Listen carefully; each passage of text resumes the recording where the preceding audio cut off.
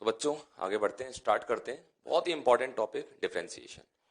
थोड़ा सा इसको सुकून के साथ पढ़ना होगा, ढंग से सुनना होगा कि क्या बोला जा रहा है। स्टार्टिंग में थोड़ा सा मैथमेटिकल पार्ट, वैसे है मैथमेटिकल टॉपिक ही, पर स्टार्टिंग में थोड़ा सा ज्यादा मैथमेटिकल पार्ट दिखाई दे सकता है, लेकिन अगर आप ढंग से सुनेंगे बहुत इजीली सारी बातें समझ सकते हैं।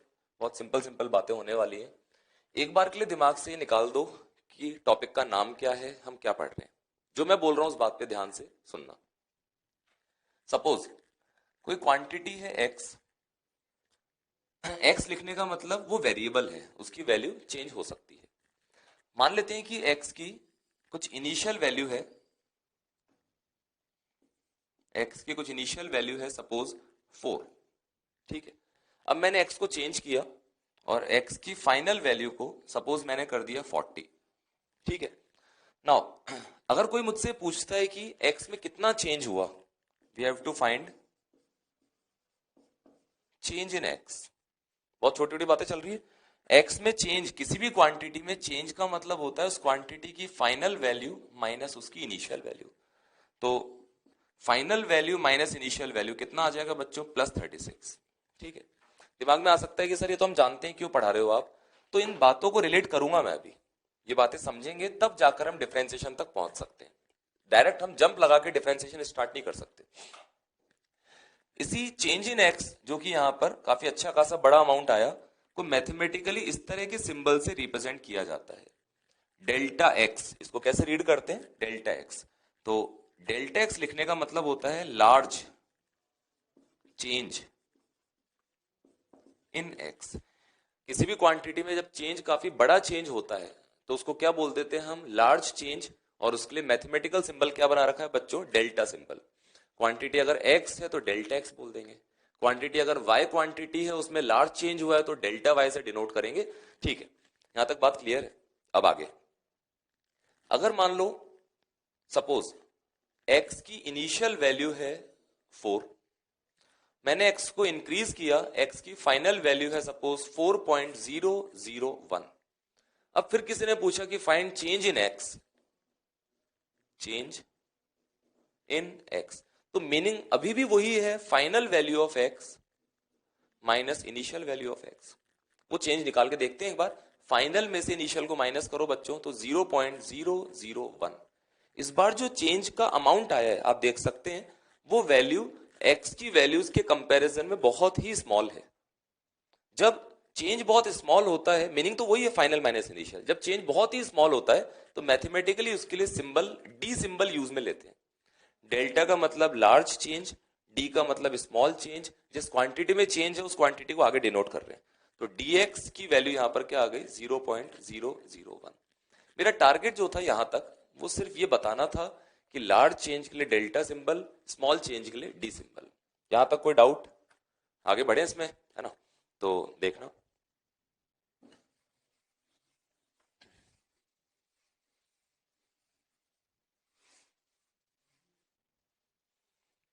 देखो ये तो बात हो गई बड़े चेंज की, छोटे चेंज की। अब मान लेते हैं कि दो वेरिएबल्स है, जैसे फंक्शन में हमने बात की थी। एक वेरिएबल है एक्स, एक वेरिएबल है वाई। दोनों आपस में कोई ना कोई रिलेशन रखते हैं। Suppose Y equals to X square. एक काम करते हैं, यही एग्जांपल लेकर समझना स्टार्ट करते हैं। Example Y equals to X square.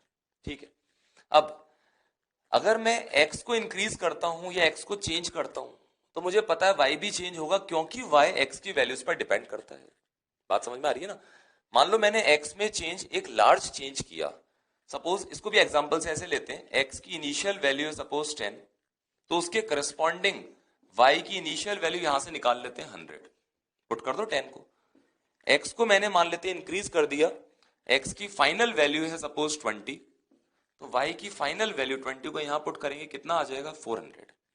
पहले तो ये बताओ, मैंने x में जो चेंज क्रिएट किया है वो स्मॉल चेंज की कैटेगरी में आएगा या लार्ज चेंज? यहां से देख सकते हैं हम, final value of x minus initial value of x कितना आ रहा है? वो 10। क्या वो 10 अमाउंट इन x की वैल्यू से बहुत छोटा है क्या? नहीं। इसका मतलब अगर कोई ये पूछता है कि चेंज इन x, तो मैं उसको डेल्टा सिंबल से डिनोट करके बताऊंगा, क्योंकि वो चेंज लार्ज चेंज है। और कितना चेंज आया है यहां पर इस एग्जांपल में? 10। चेंज इन y को भी मैं डेल्टा सिंबल से रिप्रेजेंट क्यों कर रहा हूं? देख सकते हैं आप, पहले y की वैल्यू 100 थी, इंक्रीज होने के बाद वो 400 हो जाती है, तो चेंज कितना हो गया 300 अमाउंट में, बहुत बड़ा चेंज है, तो delta Y equals to plus 300। अब अगर कोई मुझसे पूछता है कि delta Y by delta X, इस एग्जांपल के अकॉर्डिंग वो कितना आ जाएगा 30। वैल्यू पे ध्यान मत देना, इस बात को समझना कि मैथमेटिकल सिंबल्स क्या रिप्रेजेंट कर रहे हैं, डेल्टा सिंबल क्यों लगाया जा रहा है, डेल्टा एक्स का मीनिंग है एक्स में लार्ज चेंज, डेल्टा वाई का मतलब है वाई में लार्ज चेंज। ये जो रेशियो मैंने लिखा हुआ है, इस रेशियो को बोला जाता है average rate of change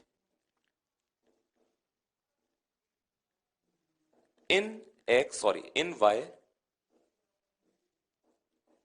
with respect to, ढंग से पढ़ लो उसको, क्या लिखा हुआ है average rate of change in Y with respect to X. Y में एवरेज रेट ऑफ चेंज किसके रेस्पेक्ट में, एक्स के रेस्पेक्ट में। मैं फोकस इस बात पे करना चाह रहा हूं, ये जो एवरेज वर्ड लगा रखा है इस पर, जब भी एक क्वांटिटी में मैंने कुछ लार्ज चेंज किया और उस चेंज को करने के कारण दूसरी क्वांटिटी भी काफी बड़े सारे अमाउंट में चेंज हो जाती है, तो उनका जो रेशियो आता है, तो हम यूज में क्या लेते हैं एवरेज वर्ड। अगर यही चेंजेस बहुत स्मॉल चेंजेस होते, सपोज यही एग्जांपल में देखना, एक्स इनिशियल 10 है, उसके करस्पॉन्डिंग वाई इनिशियल 100। अब मैं एक्स में बहुत स्मॉल चेंज करूंगा, एक्स फाइनल होगा सपोज 10.000001। अब आप उसका स्क्वायर करके यहां रख के y निकालोगे तो फाइनल वैल्यू ऑफ y भी जो आएगी वो 100 पॉइंट समथिंग आएगी। इसका मतलब y में जो चेंज हुआ वो भी क्या होगा, बहुत स्मॉल चेंज। क्या सीखने वाली बात है, if changes are small, small का मतलब है वेरी स्मॉल, बहुत ही छोटे चेंजेस होंगे, तो वही ratio delta Y by delta X की जगह हम सिंबल क्या यूज में लेंगे, dy बाय dx। सिंपल बात है, अभी बड़े चेंजेस होंगे तो delta Y by delta X, नाम क्या होगा average rate of change in y, जो ऊपर लिखा है उसमें चेंज, विद रेस्पेक्ट टू जो नीचे लिखा है उसके रेस्पेक्ट में। यहां पर अगर स्मॉल चेंजेस होंगे तो बच्चों इसको बोला जाता है, वो एवरेज वर्ड हटा देते हैं, इसको सिंपली बोलते हैं rate of change of y with respect to, short में लिख रहा हूं, with respect to X. X के रेस्पेक्ट में y में चेंज होने की रेट, उसको dy बाय dx से डिनोट करा जाता है। और जो टॉपिक हम स्टार्ट करने वाले हैं डिफरेंशिएशन, वो मैथमेटिकली इसी रेशियो, इसी प्रोसेस का नाम है डिफरेंशिएशन। इसको पढ़ने के अलग अलग तरीके हैं, एक आपके सामने लिख दिया मैंने, rate of change of y with respect to x। ध्यान रखना एवरेज वर्ड हटा दिया है मैंने, क्योंकि चेंजेस बहुत स्मॉल स्मॉल हैं। एवरेज कब आएगा, जब चेंजेस बहुत लार्ज चेंज होंगे। इसी को दूसरे तरह से ऐसे पढ़ा जाता है, डिफरेंशिएशन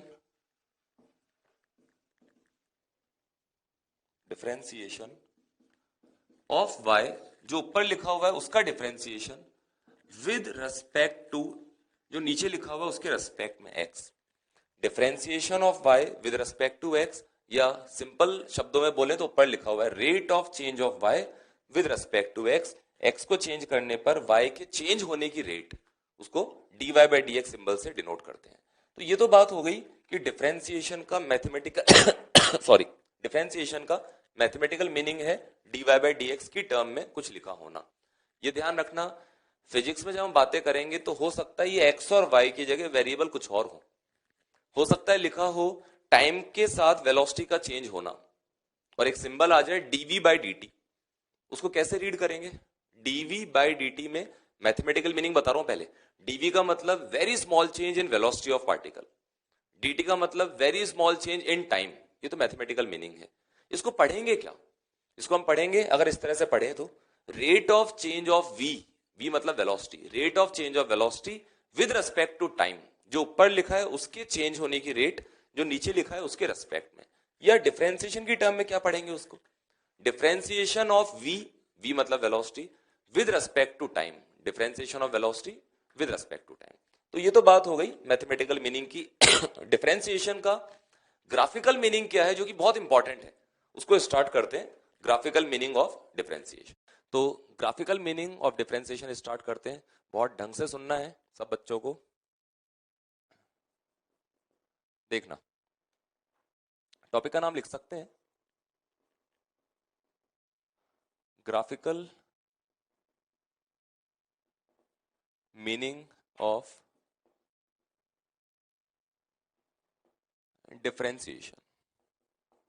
ग्राफ की टर्म में अगर समझें तो डिफरेंशिएशन क्या है वो देखते हैं। इसको भी मैं एक छोटे से एग्जांपल से ले रहा हूं। सपोज एक फंक्शन है y equals to X square. Now अगर इसका ग्राफ ड्रॉ करूं मैं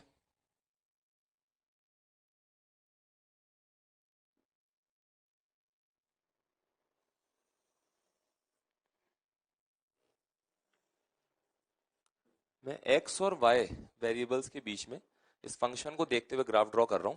इसका ग्राफ जो है वो कुछ इस टाइप का आता है। अभी इस बात पे ध्यान नहीं देना कि सर आपको कैसे पता ग्राफ ऐसा आता है।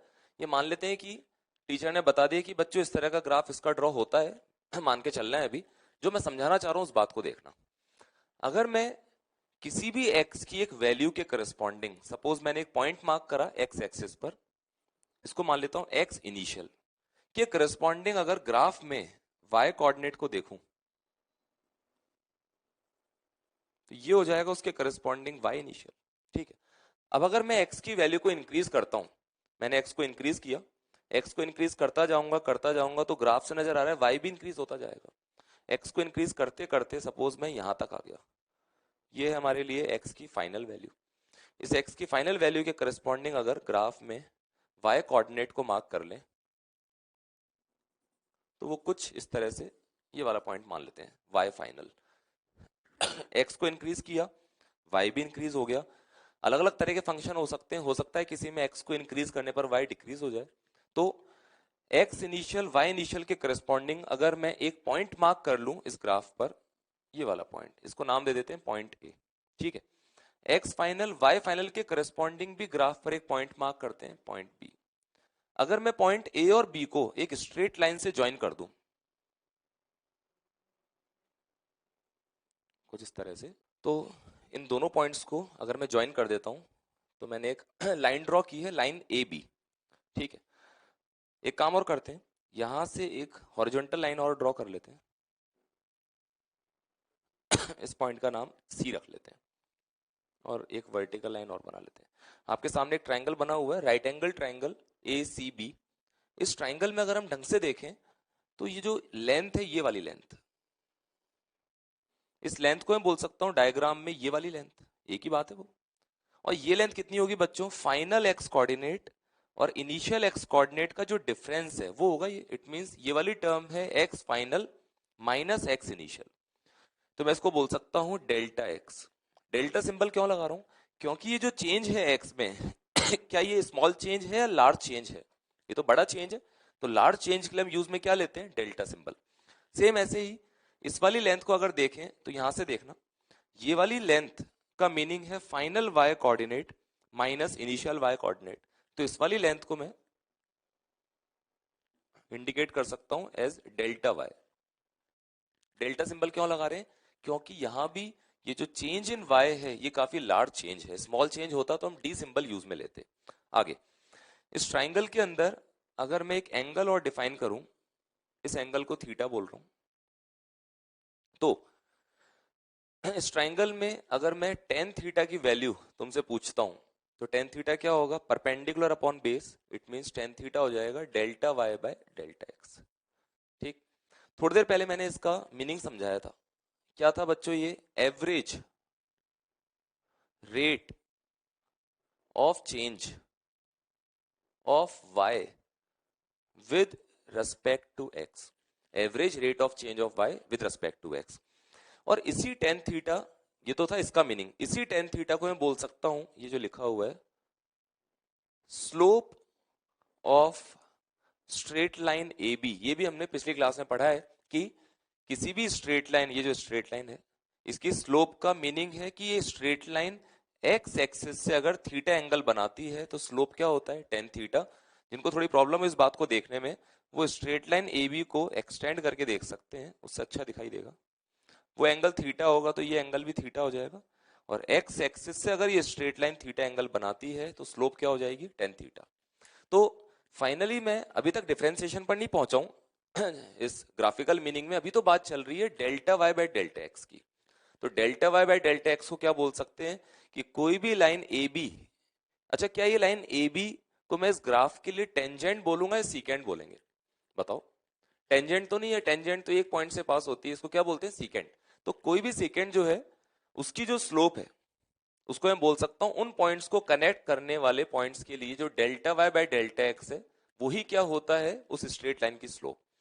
अब अगर मैं ये जो चेंज इन एक्स और चेंज इन वाई था इसको स्मॉल करता जाऊं, इसको कम करता जाऊं, इसको डिक्रीज करता जाऊं, उसको ऐसा समझो आप, अगर मैं इस फाइनल एक्स कोऑर्डिनेट को इनिशियल से इतना दूर नहीं रखूं, इसको नजदीक पास लाता जाऊं, ऐसे इस वाले पॉइंट को पास लाऊंगा तो इसके करस्पॉन्डिंग जो बी वाला पॉइंट था, ये जो वाई फाइनल था, ये भी नीचे की तरफ आएगा। इसको जितना मैं नजदीक लाऊंगा उतना ये वाई फाइनल भी नीचे की तरफ आता जाएगा, आता जाएगा। उस लिमिटिंग कंडीशन के बारे में सोचो जब अप्रोक्सीमेटली ये जो बहुत बड़ा चेंज था ये टेंड्स टू जीरो हो जाए, बहुत ही स्मॉल चेंज हो जाए, उस केस में ग्राफ कैसा दिखाई देगा उसी को हमको समझना है, वही है ग्राफिकल मीनिंग ऑफ डिफरेंशिएशन। तो कैसा दिखाई देगा, मैं एक दूसरा ग्राफ ड्रॉ करता हूं साइड में, उसको आप देखना। तो दूसरा ग्राफ बनाते हैं यहां पर।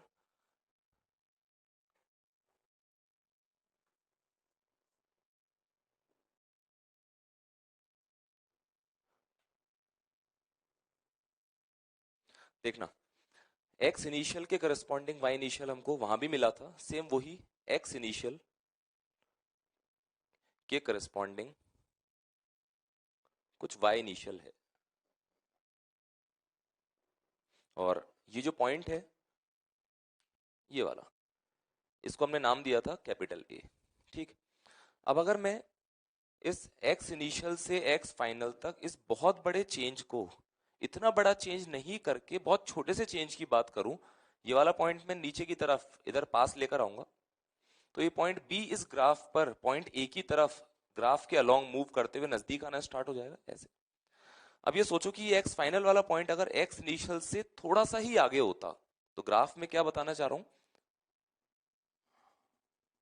कि अगर वो एक्स फाइनल वाला पॉइंट एक्स इनिशियल के थोड़ा सा ही आगे होता है, एक्स फाइनल, तो उसके करस्पॉन्डिंग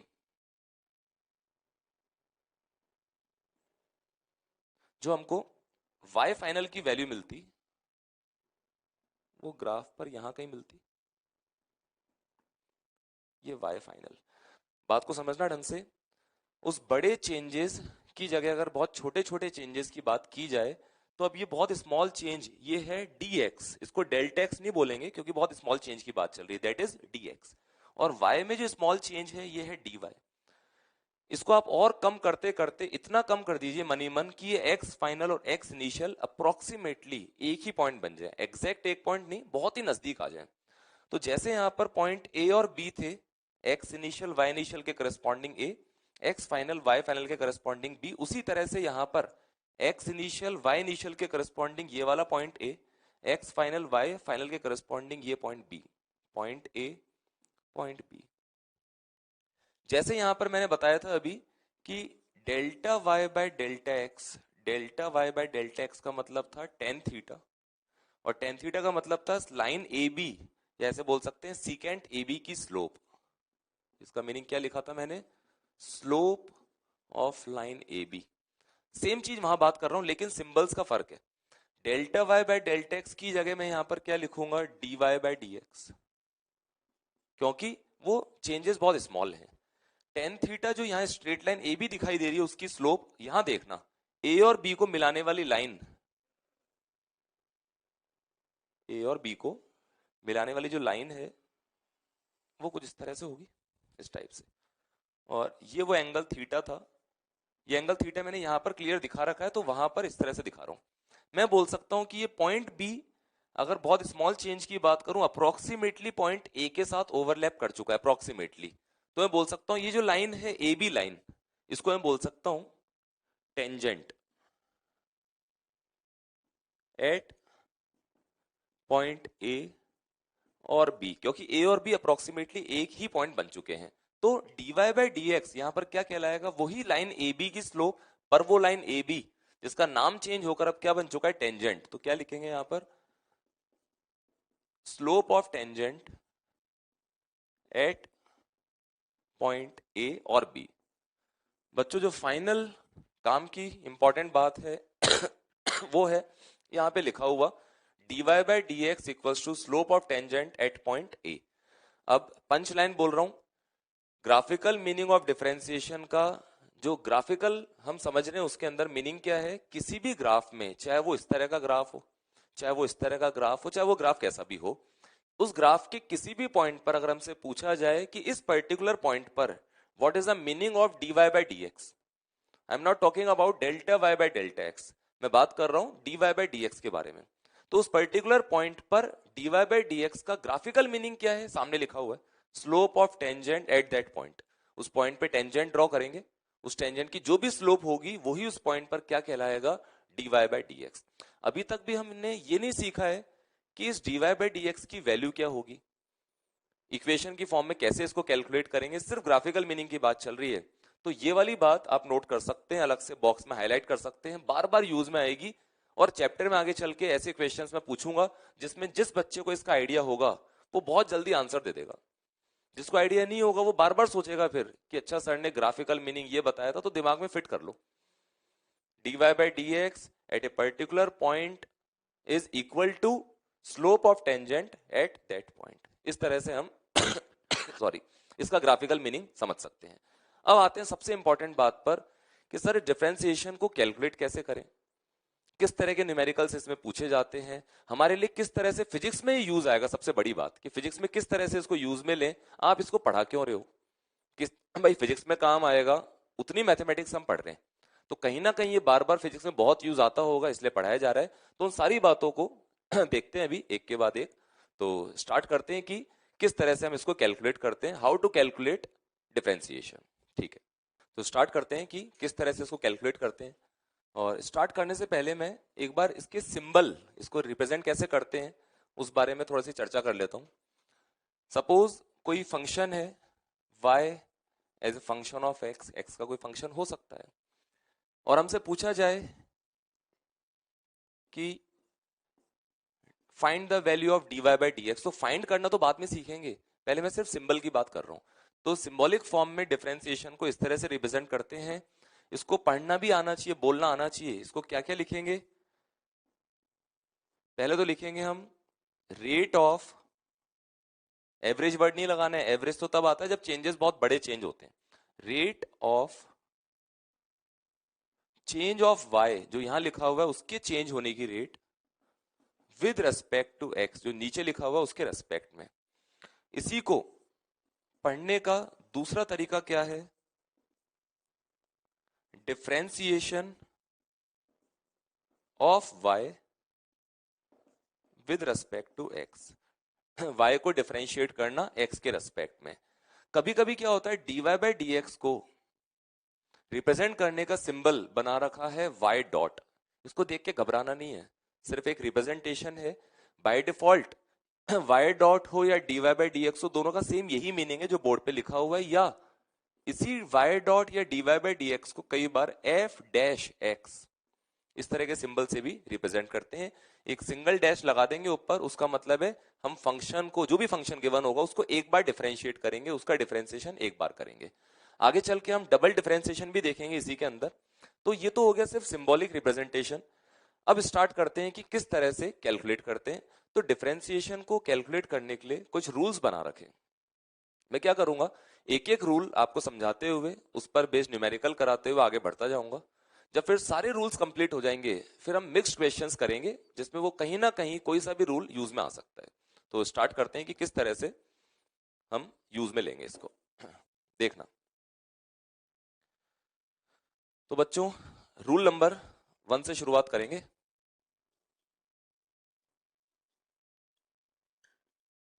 रूल नंबर 1, अच्छा कोई ये पूछने वाला नहीं है एग्जाम में कि रूल नंबर 4 क्या है, रूल नंबर 2 क्या है।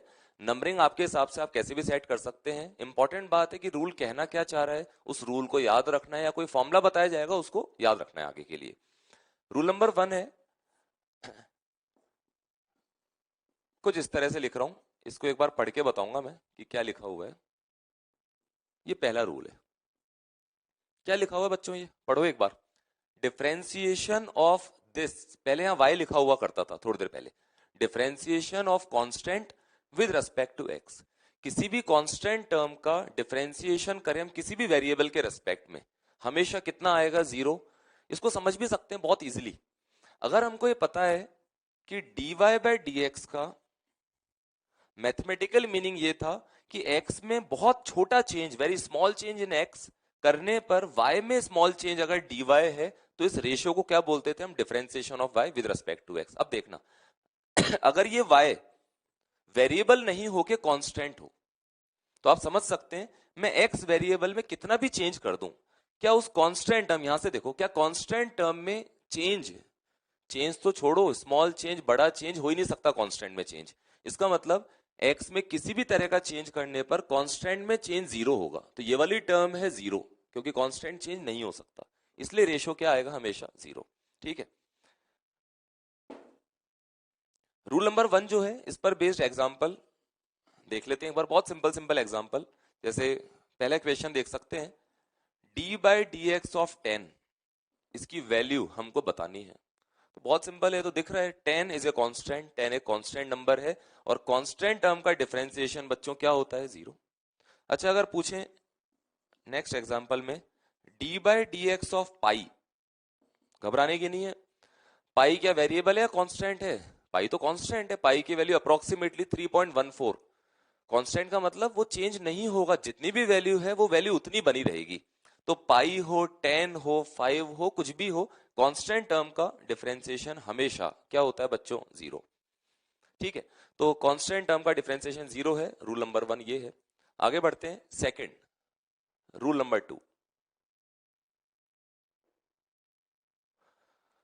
रूल नंबर 2 जो है बच्चों, वो एक छोटा सा फॉर्मूला है, और ये फॉर्मूला कुछ इस तरह का है, D by D x of X raise to power N equals to N times X की पावर एन माइनस वन। मैं एक बार इसको याद रखने का तरीका बताऊंगा कि किस तरह से इसको याद रखना है, बाकी याद रखना पड़ेगा। इसको कैसे रीड करेंगे? रीड करना आना चाहिए। इसको पढ़ेंगे differentiation of X raise to power N with respect to X. कई बच्चे क्या होते हैं, उनको सॉल्व करना तो आता है क्वेश्चंस को, पर क्वेश्चन रीड करना जानते ही नहीं है वो, तो रीड करना भी आना चाहिए, सॉल्व करना तो आना ही चाहिए। Differentiation of X raise to power N with respect to X is equal to किसके बराबर है? देखना, याद रखने का तरीका, ये जो पावर में लिखा हुआ है ये आगे आ जाएगा। ठीक है, फिर इस x को वापस लिखेंगे और पावर में से एक 1 माइनस कर देंगे। ठीक है, यहां पर जो n लिखा हुआ है ये कोई भी रियल नंबर हो सकता है, रियल होना चाहिए, बस ये ध्यान रखना, कोई भी रियल नंबर हो सकता है। इस पर बेस्ड एग्जांपल हमारे पास बहुत सारे हैं, तो इस पर बेस्ड कुछ एग्जांपल देखते हैं। जैसे बहुत सिंपल क्वेश्चन से स्टार्ट करते हैं। We have to find differentiation of x raise to power 6 with respect to x, ये वैल्यू हमको बतानी है, कैलकुलेट करनी है। ट्राई करो एक बार इस वाले फॉर्मूले की हेल्प से, पॉज करते हुए वीडियो को देखना। सबसे पहले देखेंगे कि क्या ये x की पावर 6 उस फॉर्मेट में है क्या, जिस फॉर्मेट में हमको फॉर्मूला बताया गया था। हाँ, x raise to power n, x raise to power 6। ठीक है, कैसे लिखेंगे इसको? पावर में जो लिखा है उसको आगे लेकर आ जाएंगे, इस x को वापस लिखेंगे, और ये पावर में से एक माइनस करते हुए यहां पर लिख देंगे 6 minus 1, it mean 6 x raise to power 5। Simple है एकदम, कर सकते हैं इस तरह से। अच्छा, अब बताना, d by D x of x raise to power minus 3, डरना नहीं है, पावर माइनस 3 हो, पावर पॉजिटिव हो, कोई भी रियल नंबर हो, फॉर्मूला हमेशा वैलिड है वाला। क्या लिखेंगे बच्चों? देखना, पावर को आगे लाएंगे, माइनस 3 आगे आ गया, x को फिर से लिखेंगे, और उस पावर माइनस 3 में से 1 और माइनस कर देंगे, तो हो जाएगा minus 3 x raise to power minus 4, और ढंग से अरेंज करके लिख सकते हैं माइनस 3 अपॉन एक्स की पावर 4। इस तरह से इसको सॉल्व कर सकते हैं। और एग्जांपल देखें इसमें,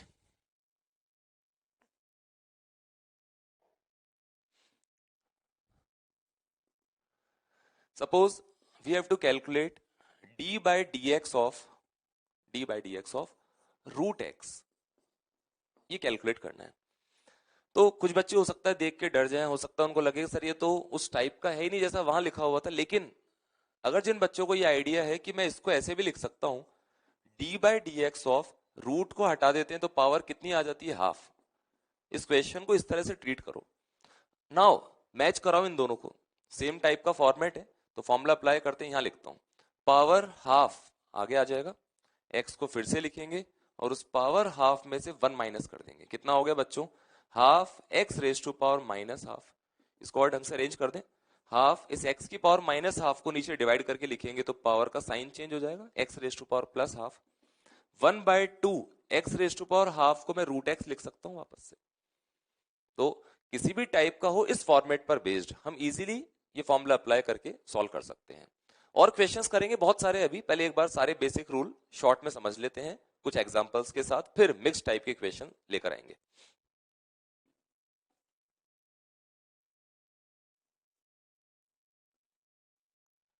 ये था बच्चों रूल नंबर 2। रूल नंबर 3 देखते हैं। रूल नंबर 3 जो है वो कुछ इस तरह का है।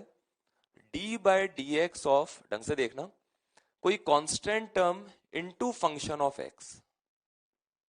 मैं एग्जांपल से एक्सप्लेन करूंगा, एक बार मैथमेटिकली लिख रहा हूं। कहने का मीनिंग ये है कि अगर कोई कांस्टेंट टर्म किसी फंक्शन ऑफ एक्स, किसी वेरिएबल के साथ मल्टीप्लाई होके आती है, तो रूल ये है कि वो कांस्टेंट को हम एज इट इज बाहर ले आते हैं, ये कांस्टेंट टर्म बाहर आ जाएगी और जो बचा हुआ फंक्शन है उसका डिफरेंशिएशन हम कर लेंगे। ठीक है, इसको एग्जांपल से समझते हैं।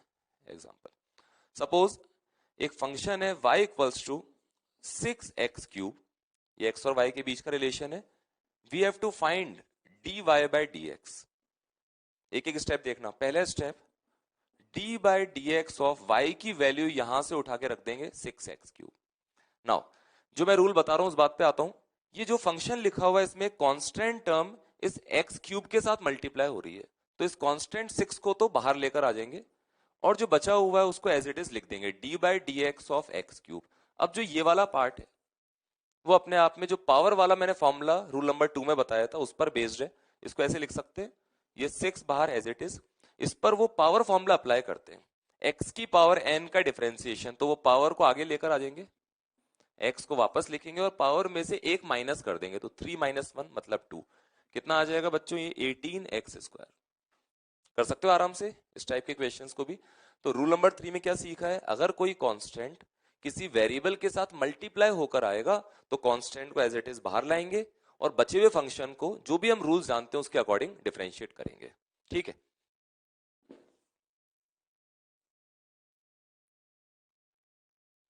रूल नंबर 4 देखते हैं। रूल नंबर 4, इस वाले रूल में पहले मैं मैथमेटिकली समझा देता हूं फिर एग्जांपल देखेंगे। D by D x of, suppose बहुत सारे फंक्शंस आपस में ऐड हो रहे हैं या एक में से दूसरे को माइनस कर रखा है। Function of x plus minus some other function of x plus minus some other function of x. इस तरह से बहुत सारे फंक्शंस लिखे हुए। रूल ये कहता है कि हम एक एक फंक्शन का डिफरेंशिएशन करेंगे यहाँ पे लिखे हुए वेरिएबल के रेस्पेक्ट में, और बीच में प्लस और माइनस का जो साइन है, इन दोनों में से साइन होना चाहिए प्लस और माइनस, मल्टीप्लिकेशन की बात नहीं चल रही है, वो साइन एज इट इज लगाते चलेंगे। क्या कहना चाह रहा हूं? फंक्शन ऑफ एक्स को एक्स के रेस्पेक्ट में डिफरेंशिएट करेंगे तो सिंबॉलिक फॉर्म में क्या लिखूंगा? D by D x of function of x, then plus और माइनस जो भी है वो अप्लाई कर देंगे। देन जी ऑफ एक्स का डिफरेंशिएशन एक्स के रेस्पेक्ट में means d by D x of g of x, then plus minus जो भी साइन होगा वो, देन लास्ट में इस h ऑफ x का भी डिफरेंशिएशन करेंगे, d by D x of h of x। इस तरह से इस तरह के रूल को अप्लाई करेंगे। एग्जांपल लेते हैं क्योंकि एग्जांपल लेके ढंग से इसको समझ सकते हैं। Suppose d by D x of x³ plus 6x की पावर 4 प्लस 2, ये पूरा एक फंक्शन है। इस पूरे फंक्शन को x के रेस्पेक्ट में डिफरेंशिएट करना है। तो देखना बच्चों, मेरे लिए तो ये 3 अलग अलग फंक्शंस लिखे हुए हैं और तीनों के बीच में एडिशन वाला साइन है, प्लस वाला साइन है। क्या करेंगे? सबसे पहले सिर्फ फोकस करेंगे x³ का डिफरेंशिएशन x के रेस्पेक्ट में। मैं उधर सिंबॉलिक फॉर्म में लिखता हूं एक बार, d by D x of x³, अभी सॉल्व कर लेंगे, then plus 6 d by D x of 6 times x raise to power 4, इस पूरे फंक्शन को डिफरेंशिएट करेंगे x के रेस्पेक्ट में, then again plus d by D x of अकेला 2, वो 2 जो है वो अलोन है, अकेला है। अब जो हमने रूल्स पढ़े रूल नंबर 4 से पहले वाले उनको यूज में लेते हैं। पावर रूल अप्लाई करूंगा, पावर 3 आगे आ जाएगी, x को फिर से लिखेंगे, 3 में से एक माइनस कर देंगे, 3x² प्लस, यहां पर देखना ये कांस्टेंट इस वेरिएबल से मल्टीप्लाई हो रहा है, तो कांस्टेंट को एज इट इज बाहर ले आएंगे, क्या बचेगा, differentiation of x raise to power 4 with respect to x, कौन सा फॉर्मूला लगाएंगे बच्चों, पावर वाला फॉर्मूला, तो पावर 4 आगे आ जाएगी, x को फिर से लिखेंगे, पावर 4 में से एक माइनस कर देंगे, इसको ढंग से अरेंज करके लिख लेंगे लास्ट में, प्लस अकेला कांस्टेंट बताया था मैंने रूल नंबर 1, एक अकेला कांस्टेंट अगर आएगा तो उसका डिफरेंशिएशन क्या होता है, हमेशा 0, तो फाइनल आंसर क्या आ गया, 3x² प्लस 24x³, ये हमारा इस क्वेश्चन का फाइनल आंसर है। तो रूल नंबर 4 से क्या सीखना है, अगर फंक्शंस के बीच में प्लस और माइनस साइन है तो एक एक फंक्शन को डिफरेंशिएट करते जाओ और बीच में प्लस और माइनस जो भी साइन इन दोनों में से वो अप्लाई करते चलो, ठीक है। आगे बढ़ते हैं रूल नंबर 5 की तरफ।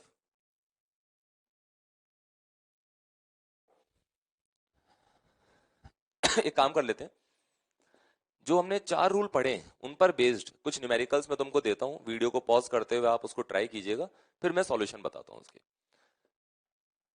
Find differentiation of given functions with respect to given variable, ठीक है। फर्स्ट पार्ट है y equals to x³ minus 6x plus 4, second part y equals to 1/x³, third part y equals to 1/√x, fourth part y equals to 1/x, fifth part y equals to 4 minus 3x² plus 2/x minus 3√x। ये आपके सामने 5 मैंने बहुत छोटे छोटे questions दिए, आप video को पॉज करते हुए और एक एक क्वेश्चन को ट्राई कर सकते हैं, फिर मैं इसका सॉल्यूशन बताता हूँ। तो स्टार्ट करते हैं बच्चों सॉल्यूशन, और देखते जाना, अपना आंसर मैच कराना। यहाँ आंसर लिखेंगे राइट साइड में, first part dy by dx differentiation of given function with respect to given variable, ठीक है। तो फंक्शन है ये, इसको डिफरेंशिएट करना है मुझे वेरिएबल x के रेस्पेक्ट में, तो दिमाग में क्या आएगा कि अलग अलग फंक्शंस के बीच में प्लस और माइनस का साइन है, तो एक एक फंक्शन का डिफरेंशिएशन करेंगे, बीच में प्लस और माइनस जो साइन है वो एज इट इज लगाते चलेंगे, ठीक है। लिखते हैं आंसर, x³ का डिफरेंशिएशन पावर वाले फॉर्मूले से 3 आगे आ जाएगा, x raise to power 3 minus 1, it means 3x², then ये वाला माइनस, ये 6 इंटू एक्स, अगर 6 अकेला आता, अकेला, तब तो डिफरेंशिएशन 0 होता, लेकिन ये 6 कांस्टेंट जो है वेरिएबल से मल्टीप्लाई होके आया है, तो 6 ये बाहर आ जाएगा, क्या बचेगा, d by D x of this x, लिख दूं एक बार, d by D x of x, 6 बाहर आ चुका है, अकेले 4 प्लस अकेले 4 का डिफरेंशिएशन क्या हो जाएगा बच्चों, 0, तो आंसर क्या है यहाँ लिख लें, 3x² माइनस 6, और x का x के रेस्पेक्ट में इसको दो तरह से देख सकते हैं, या तो सिंपली dx से dx कैंसिल आउट हो जाएगा एक बार, या यहां भी आप चाहो तो पावर फॉर्मूला अप्लाई कर सकते हो, x की पावर 1 लिखो, इसको पावर 1 को आगे लाएंगे, x को फिर से लिखेंगे, पावर 1 में से एक माइनस कर देंगे, तो देखना 1 इंटू एक्स की power 1 minus 1, it means 1 into x की पावर 0, और किसी की पावर 0 क्या हो जाता है 1, तो सिंपल वे में ऐसे देख लो, x का डिफरेंशिएशन x के रेस्पेक्ट में कैंसिल आउट हो जाएगा, 1 हो जाएगा, तो ये हो गया 3x² माइनस 6। सेकेंड पर आते हैं, dy by D x equals to, ये सेकेंड पार्ट है ना, ये फर्स्ट पार्ट था, dy by D x equals to, जहां पर फंक्शन है ये 1/x³, तो एक बार पूरा डिटेल में लिखते हैं, d by D x of y की जगह लिख रहा हूं 1/x³। अब क्या करें, ध्यान रखना डायरेक्ट पावर वाला फॉर्मूला अप्लाई नहीं करेंगे, पावर वाले फॉर्मूले में होता था x की पावर n का डिफरेंशिएशन, जबकि यहां पर 1 में लिखा हुआ है पावर, तो पहले एक काम करते हैं, इसको ऐसे लिखूंगा, d by D x of x³ को ऊपर ले जाओ, तो पावर नेगेटिव हो जाएगी, x की पावर -3, देन वो पावर फॉर्मूला अप्लाई करेंगे, पावर को आगे लाएंगे, x को वापस लिखेंगे, उस पावर में से एक माइनस कर देंगे, कितना हो जाएगा, -3x रेज टू पावर -4, इसको लिख सकते हैं -3 upon x raise to power 4, ठीक है। थर्ड पार्ट, फंक्शन है इस बार 1/√x, d/dx ऑफ और फंक्शन की value 1/√x। Again step by step बढ़ेंगे बच्चों। d/dx रूट को हटाकर पावर हाफ लगा देंगे तो 1/x की पावर हाफ। अभी मैंने सिर्फ रूट हटाया, डिफरेंशिएट नहीं किया है अभी। अब यहां से इस x की पावर हाफ को ऊपर लेके चलेंगे तो x रेज टू पावर क्या हो जाएगा, -हाफ। यहां से डिफरेंशिएशन स्टार्ट हुआ ही है। x raise to power n, तो पावर आगे x को फिर से लिखेंगे और वो जो पावर -हाफ है उसमें से एक माइनस और कर देंगे। कितना आ जाएगा ये, -हाफ सॉरी x की पावर -3/2। इसको और ढंग से अरेंज कर सकते हैं, नीचे डिवाइड करके लिख सकते हैं। फोर्थ पार्ट, ये वाला part, d/dx of function y, और y की वैल्यू यहां पर है 1/x। फिर से ढंग से इस x को पहले ऊपर लेके जाएंगे तो d/dx ऑफ बन जाएगा ये x raise to power -1। Then power formula apply करेंगे तो -1 आगे आ जाएगा, -1 आगे आ गया, x को लिखा और -1 में से एक माइनस और कर देंगे। कितना हो जाएगा बच्चों ये, -1/x²। मैंने एक स्टेप डायरेक्ट लिख दिया, -1 इंटू एक्स की पावर -2। उसको नीचे ले जाऊंगा तो वो साइन जो है पावर का वो चेंज हो जाएगा। लास्ट जो पार्ट है फिफ्थ, उसको भी देख लेते हैं। फिफ्थ पार्ट, यहां पर बहुत सारे फंक्शंस आपस में ऐड हो रहे हैं या बीच में माइनस का साइन है, तो एक एक फंक्शन को डिफरेंशिएट करेंगे, देन वो साइन लगाते चलेंगे। तो देखना d/dx ऑफ, जो पूरा फंक्शन लिखा है एक बार मैं y से रिप्रेजेंट कर रहा हूं, इक्वल्स टू, एक काम कर लेते हैं इसको अलग से ऊपर लिख लेते हैं।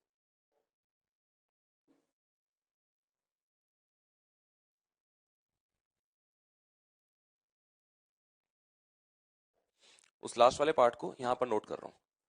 d/dx ऑफ, वो पूरा फंक्शन है 4 - 3x² plus 2/x sorry -3√x। देखना सॉल्व करते हैं यहां पर। सबसे पहले 4 का डिफरेंशिएशन, 4 तो अकेला कांस्टेंट है, अकेले कांस्टेंट का डिफरेंशिएशन 0। देन ये minus sign as it is. अब इसका डिफरेंशिएशन करना है तो कांस्टेंट 3 बाहर आ जाएगा क्योंकि इससे मल्टीप्लाई हो रहा है वो। देन x² का x के रेस्पेक्ट में पावर फॉर्मूले से पावर आगे आ जाएगी, मतलब 2 आगे आ गया। x को वापस लिखेंगे, पावर 2 में से एक माइनस कर देंगे, ठीक है। अगेन ये वाला प्लस, ये प्लस, ये 2/x को मैं ऐसे बोल सकता हूं 2 इंटू 1/x, तो वो कांस्टेंट 2 तो बाहर आ जाएगा। एक तरह से क्या बचा, पूरा लिख देता हूं यहाँ, d/dx ऑफ 1/x। सॉल्व कर लेंगे अभी। माइनस ये वाला 3 कांस्टेंट इससे मल्टीप्लाई हो रहा है, अकेला नहीं है ये, तो 3 बाहर आ जाएगा, और d/dx of √x। Next step में लिखते हैं 0 - 6x प्लस 2। अब देखना इसको सॉल्व करते हैं, ये वैसे सॉल्व किया था अभी इधर, लेकिन फिर भी वापस प्रैक्टिस के लिए x को ऊपर लेके जाएंगे, x की पावर -1। x की पावर -1 में फॉर्मूला अप्लाई करेंगे, पावर -1 आगे आ जाएगी और वो पावर में से एक माइनस और कर देंगे। देन ये वाला -3 इंटू, इसको सॉल्व करते हैं, रूट हटाकर पावर लिखेंगे हाफ, फिर x की पावर हाफ पर पावर फॉर्मूला अप्लाई करेंगे। देखना पावर आगे, x को फिर से लिखेंगे, पावर में से 1 माइनस कर देंगे। तो हमारा जो फाइनल आंसर आएगा बच्चों वो यहां पर नोट डाउन कर लेते हैं, 0 - 6x, इसको देखना ये -2, और x की पावर -2 को ऊपर ले जाऊंगा, सॉरी नीचे ले जाऊंगा तो वो x² हो जाएगा, -3/2, और ये है x की पावर -हाफ, उसको नीचे ले जाएंगे तो x की पावर हाफ, तो उसको मैं लिख सकता हूं √x। ये हमारा इस फिफ्थ वाले पार्ट का फाइनल आंसर है। तो इस तरह से हम जो रूल्स मैंने अभी तक बताए उनको यूज में ले सकते हैं। आगे बढ़ते हैं, रूल नंबर 5 को स्टार्ट करते हैं। स्टार्ट करते हैं बच्चों rule number 5।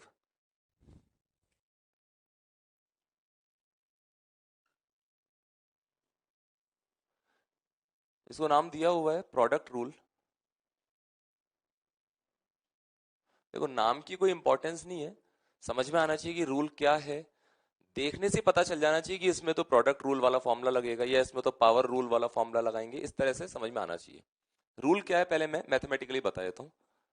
d/dx of, suppose एक फंक्शन है फंक्शन ऑफ x इनटू कोई दूसरा फंक्शन है g ऑफ x। तीन भी हो सकते हैं, मैं दो को लेकर समझा रहा हूं। दो फंक्शंस का मल्टीप्लीकेशन है और इस पूरे को हमको डिफरेंशिएट करना है x के रेस्पेक्ट में।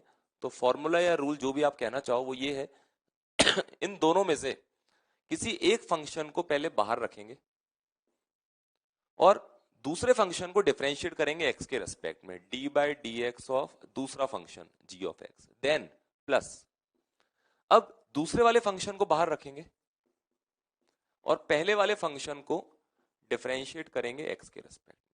ये इसका रूल है। इसको बार बार आप चाहो तो एफ एक्स और जी एक्स की जगह ए इंटू बी की फॉर्म में भी याद रख सकते हो। ए इंटू बी, अगर मैं ए इंटू बी की फॉर्म में लिखूं तो कैसे लिखूंगा? ए को बाहर लिखेंगे, इंटू डिफरेंशिएट करेंगे बी को, प्लस बी को बाहर लिखेंगे और ए को डिफरेंशिएट करेंगे। शॉर्ट में ऐसे याद रख सकते हैं आप चाहे तो। कैसे यूज में लेना है एक एग्जांपल से देखते हैं इसको।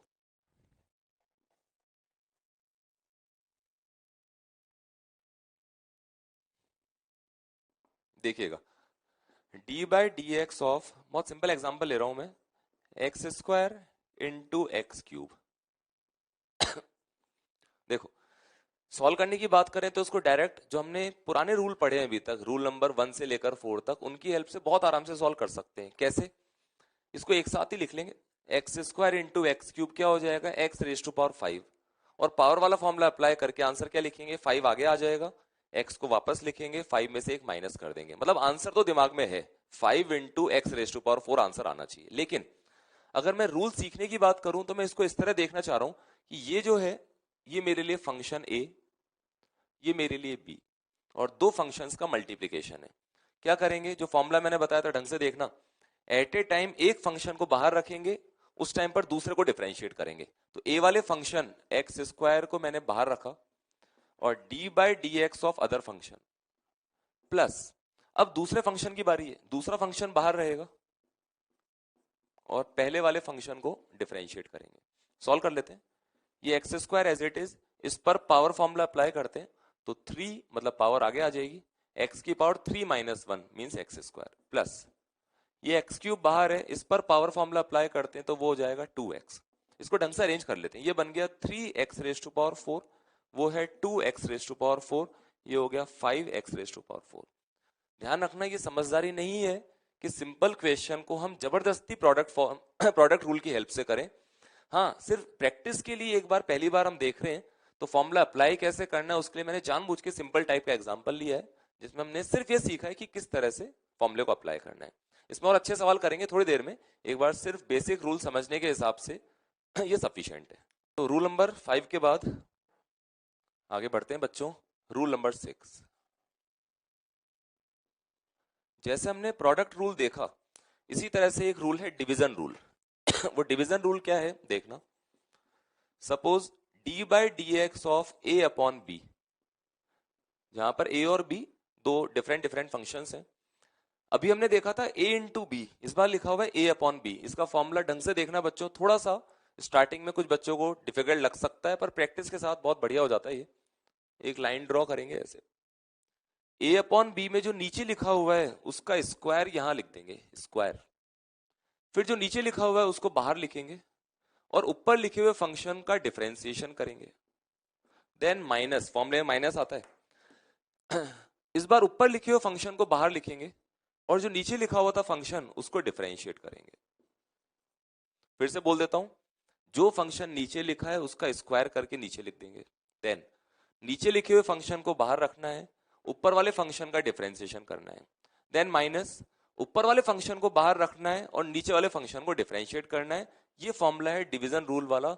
अप्लाई कैसे करें उसके लिए एक एग्जांपल से इसको समझते हैं। D by D x of x square by x, मैंने फिर से ऐसा एग्जांपल लिया है जिसका आंसर हम डायरेक्टली लिख सकते थे। कैसे? एक्स स्क्वायर बाय एक्स का मतलब कैंसिल आउट कर दो, एक्स लिखा हुआ है और एक्स का डिफरेंशिएशन एक्स के रेस्पेक्ट में कितना होता है? 1 होता है, तो आंसर 1 आना चाहिए। इस फॉर्मूले की हेल्प से देखते हैं। देखना, मेरे लिए ये वाली टर्म है फंक्शन ए और ये वाली टर्म है फंक्शन बी, तो एक तरह से ए अपॉन बी फॉर्मेट में लिखा हुआ है। अब देखो, नीचे लिखे हुए फंक्शन का स्क्वायर, तो एक्स लिखा हुआ है, एक्स का स्क्वायर, ठीक। नीचे लिखे हुए फंक्शन को बाहर रखेंगे और ऊपर वाले फंक्शन का डिफरेंशिएशन यहां लिख देंगे। तो एक बार मैं सिंबॉलिक फॉर्म में लिख रहा हूं, एक्स स्क्वायर का डिफरेंशिएशन, फिर फॉर्मूले वाला माइनस। अब ऊपर वाला फंक्शन जो है उसको बाहर रखेंगे एज इट इज, और जो नीचे वाला फंक्शन था उसको डिफरेंशिएट करेंगे। कर लेंगे डिफरेंशिएट, अभी एक बार सिर्फ सिंबल बना लेते हैं। सॉल्व करते हैं इसको। देखना, ये एक्स एज इट इज, इसको देखो, एक्स स्क्वायर का डिफरेंशिएशन एक्स के रेस्पेक्ट में पावर फॉर्मूले से कितना आ जाएगा बच्चों? 2x। अब तो प्रैक्टिस हो चुकी है, डायरेक्ट लिख सकते हैं। माइनस ये x square as it is, x का एक्स के रेस्पेक्ट में कितना हो जाएगा 1 1 अपॉन ये नीचे एक्स स्क्वायर लिखा हुआ है, देखो ये हो गया 2x square minus x square means x square divide by x square equals to क्या आ गया 1। तो फिर बोल रहा हूं प्रैक्टिस के लिए मैंने जानबूझ के सिंपल एग्जांपल लिया है, इसमें और अच्छे वाले एग्जांपल अभी जब मिक्स्ड क्वेश्चंस कराए जाएंगे तब एक साथ अटेम्प्ट करेंगे। तो इस तरह से हम रूल नंबर 6 को समझ सकते हैं। आगे बढ़ते हैं रूल नंबर 7 की तरफ।